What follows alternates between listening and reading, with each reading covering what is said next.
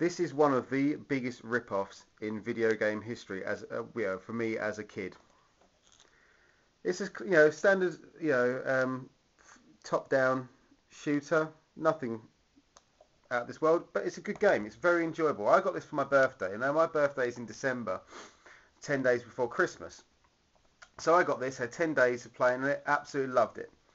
Now, for Christmas, my parents got me another Master System game, Rambo, First Blood Part 2. Now, as a kid, I was like, oh my god, Rambo, this is amazing, this is amazing. I got Rambo, Secret Commando, hours upon hours of just shooting, but now I've got Rambo. And then I plug it in, and it's exactly the same game. There is no difference whatsoever other than the title screen. This is the exact same game as Secret Commando. Now, back in the 80s, obviously these cartridges were 35 to 45 pounds, which video games still are, but back in the 80s that was like £100 per game. So you could only get maybe 1-2 a year, one for your birthday, one for Christmas, and maybe if you had some money for in your Christmas cards. So can you imagine someone like myself? On the 15th of December, I get that.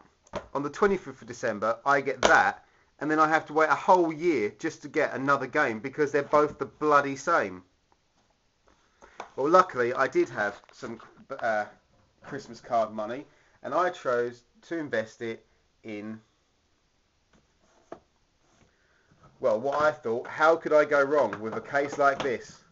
How could I go wrong investing in Back to the Future Part 2? Oh yeah, I could go so wrong. In fact, the only redeeming features of this game is the fact it's got the Back to the Future theme tune in an 8-bit rendition, and it actually follows the film. But other than that, it is absolutely awful.